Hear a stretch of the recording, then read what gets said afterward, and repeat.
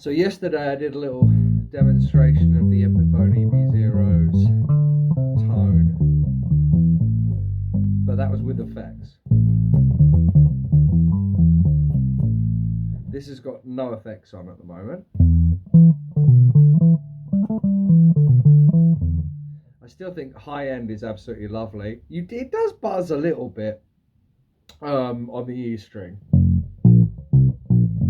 Someone commented that they thought that the action was way too high. I don't know what you're talking about.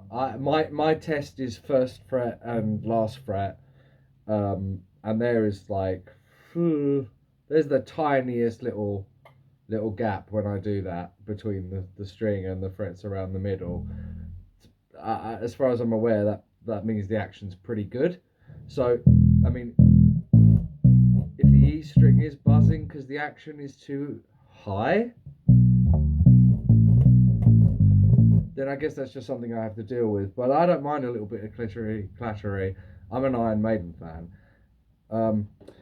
Now, when we shove a compressor on this with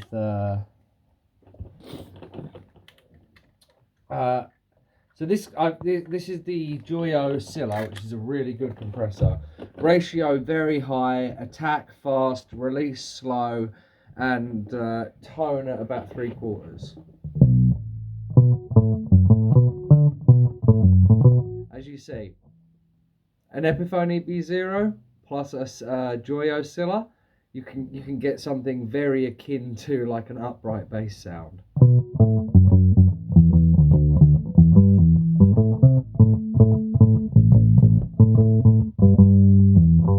So, when it's improv, you can't guarantee it's going to sound good.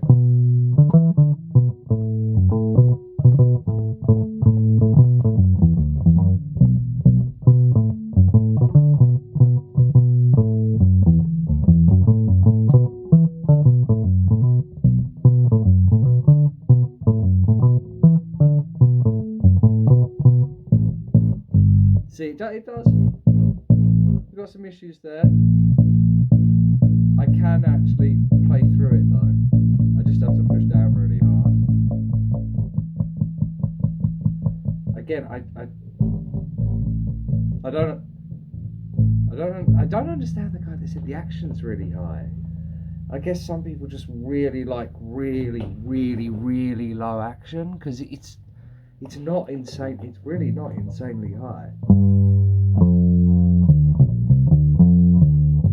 I'm not going to worry at all about getting the notes perfect or too much about timing or anything.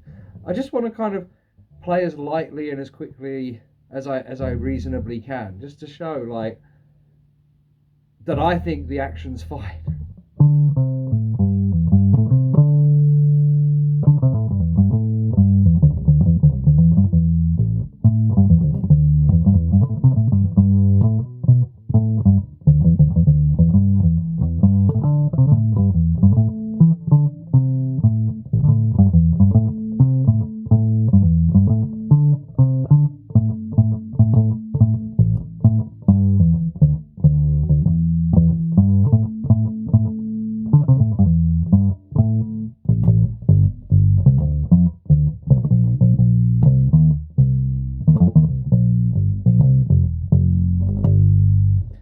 Again, I don't think the action is too high, and I'm trying to sell this bass to people, right?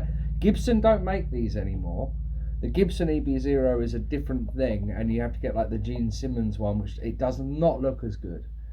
The Epiphone EB0, you can pick these up on Amazon for 150 to like 200 quid. 200 quid you're probably paying too much. This is an £180 bass generally, but according to the market. Again, I just think you can get. So now we're going to go with the Overdrive.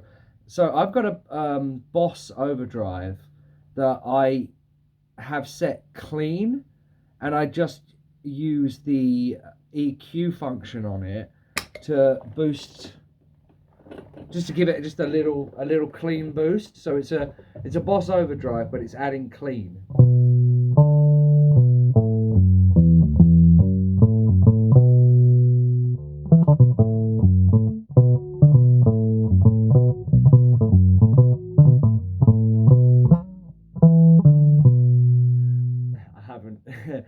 is the first time I've picked up the instrument today. My fingers are cold.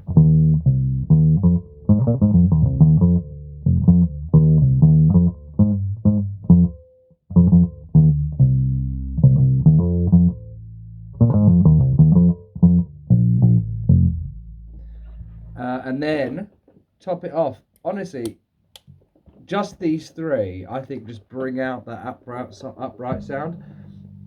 This is the Marshall Reflector, which Marshall made this fantastic range of pedals that look gorgeous and sound fantastic.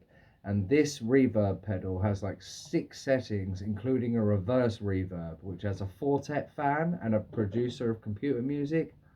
Thing is, a little bit of reverse reverb with the Epiphone EB0 just adds to that live upright sound, I think.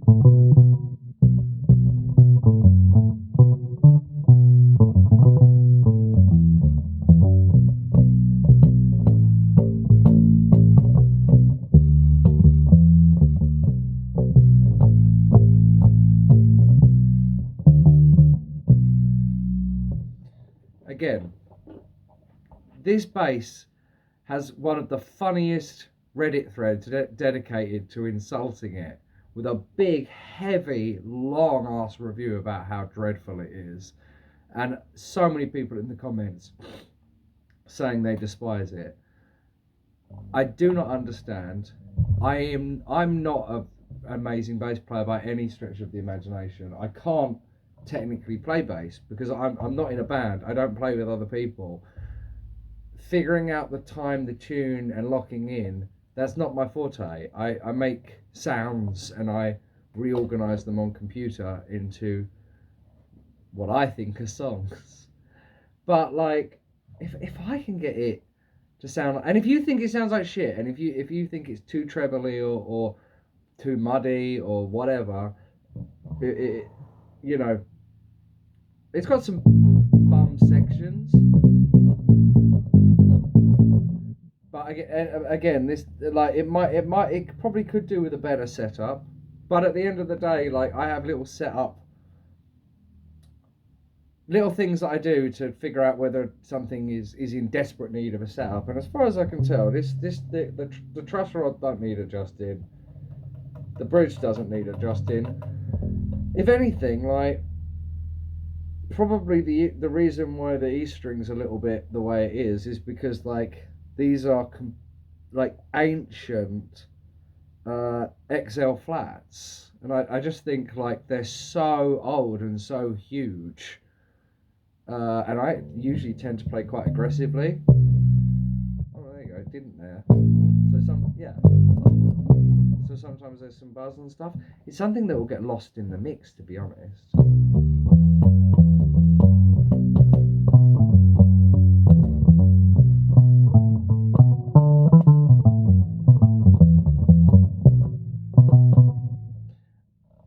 I'm just saying, if you want a classic sound, if you want something that harkens back to like 60s electric basses or earlier, I cannot recommend enough starting with an Epiphone EB0. Now, I'm also using an Orange Crush bass amp. I would recommend that every day of the week. And I'm using the JOYO SCYLLA compressor. Do not sleep on this thing. One day you might not be able to get one, and they're like 45 quid, and they have the same features as an MXR. They're brilliant bass compressors. The red JOYO SCYLLA. And I've got the yellow bass overdrive from Boss. I don't need to sing the praises of Boss. You all know how good Boss is. I've also got a little practice amp that is a Roland, but it's got like 6 or 7 built-in effects, and honestly it's as good as a pedal board and a separate amp, because fundamentally they're Boss effects in a Roland amp. So get the Roland Cube if you can pick one of them up cheap online as well. I get everything cheap online. And the Marshall Reflector discontinued, so find it, because like you can get them for like 40 quid and they're absolutely fantastic, and they look like they're off the deck of the cabin, of flight deck cabin. They look like they're off the control panel or whatever. Last thing, look at this. It looks like Batman. Draw eyes on it. This bass looks like Batman and sounds like an upright. And I think I've proven with this longer video, the pedals just bring that out more. Like, yeah, there's a huge difference when you put the compressor on, but ask anyone who knows about compressors. They're an always on effect anyway, and they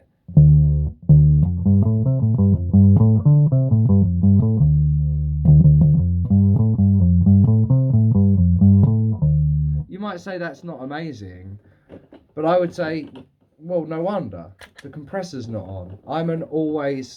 I have a compressor for every bass, and they're always on. And then when you, like I say, the overdrive is just adding clean, and then the reflector,